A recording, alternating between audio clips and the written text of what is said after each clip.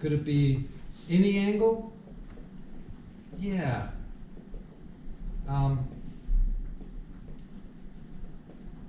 It could be any angle. In particular, it could be any angle between negative pi over 2 and 3 pi over 2. That's once around the circle, right? So we get the angle between negative pi over 2 and pi over 2, but then also we need to know what the signs of A and B are, right? So, so if you solve this, so we say that, look, sine phi is equal to B over K, right? Where K is the square root of A squared plus B squared. And cosine phi is equal to A over A squared plus B squared. Right, same thing. Except, yeah, the denominator is the same, right? It's the same K, right? We're solving for cosine here, solving for sine here, and getting those. But now, if A is negative, the inverse tan won't get us that information, right? So what we really need is another function, which is actually in the C++ library, but it's not in our library, which is that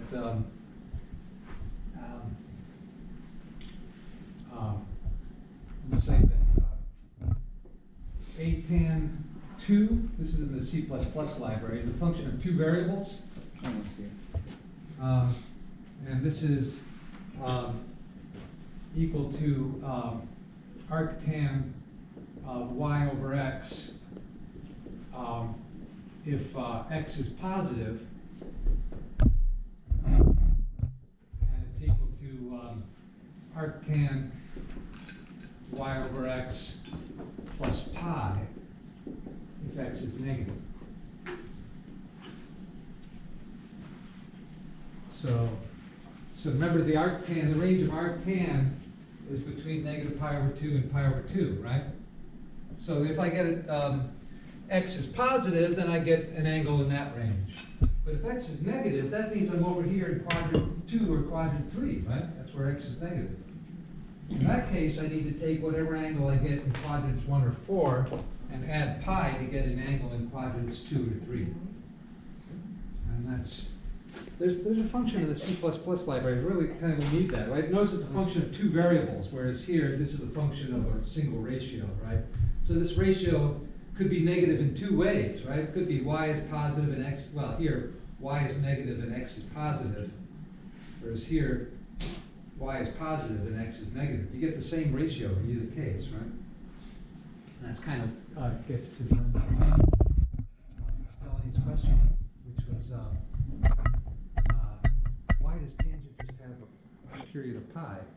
Because it repeats the same ratios in quadrants 1 and 3 as and the same ratio in quadrant 1 as in quadrant 3, and the same ratios in quadrant 2 as in quadrant 4, but with the numerator and denominator opposite sides, right? Okay. Well, so with that in mind, let's solve that other equation. Oh, real quick before you erase that. Yeah. Okay. Okay. So I over here. No problem. So if I have the equation, I think is it, did we do this one? I think we did. It's like number 14 from section 5, or section 3, I mean, yeah.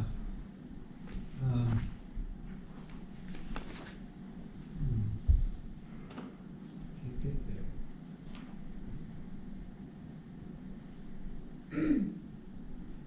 Very sensitive to that page. It just doesn't want to go to that page.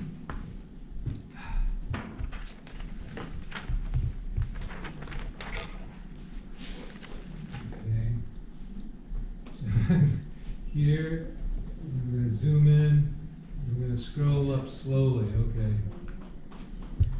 Little mouse wheel at a time. And then when you have a second, I do have a question about this last problem we touched on. Okay. I guess it was 7.3, you know.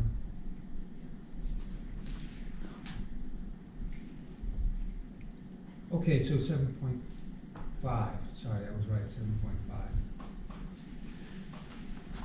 So I'm here, I'm going to page up a couple of times, get to Yeah, question 14 is cosine theta minus sine theta equals 1. Remember we did this one last time?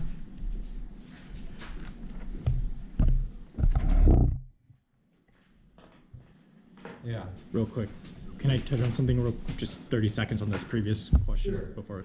The technical terms that you used when you were going through this first problem, the first thing you did was addition identity, is that correct? Yeah. Okay, and then after that you did the coefficient, the equated coefficients.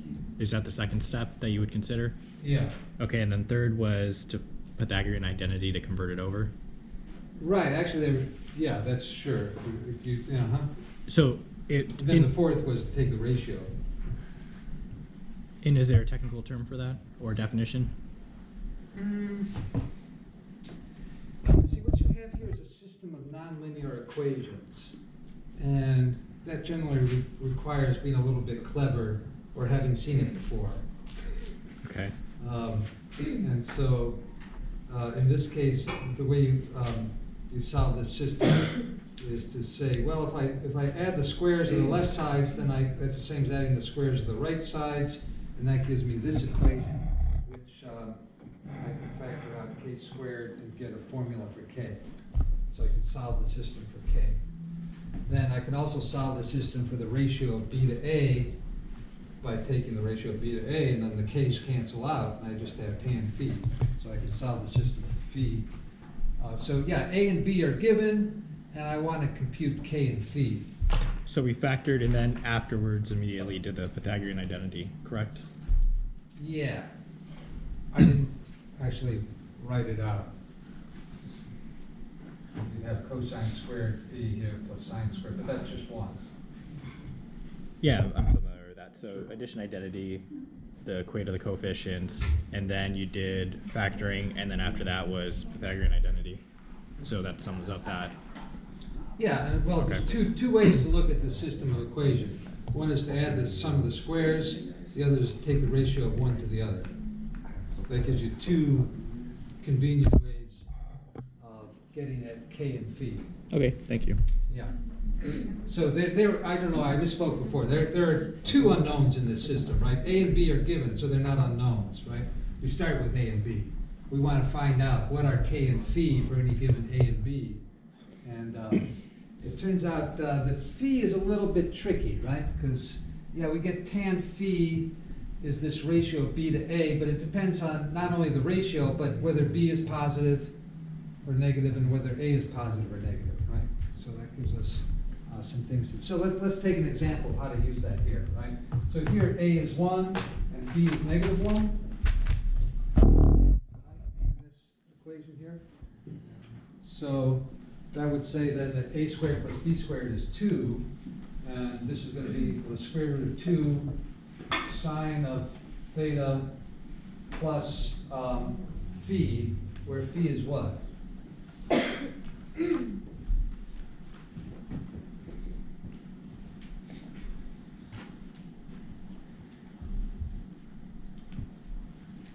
So, should I put a and b here, since those are the variables we're using?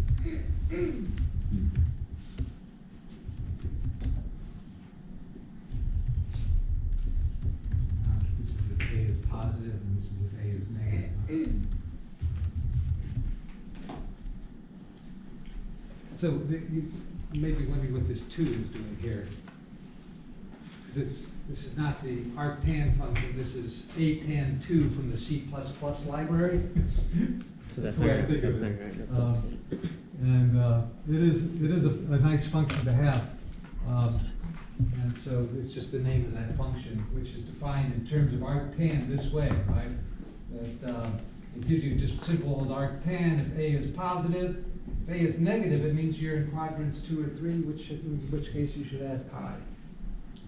So is a positive here?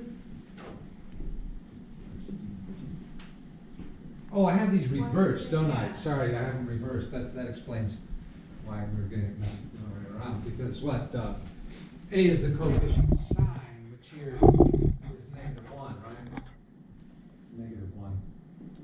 And b is the coefficient of cosine, which is positive 1. So yeah, a is negative. So we'd use phi is arctan -1 plus pi. So what is that?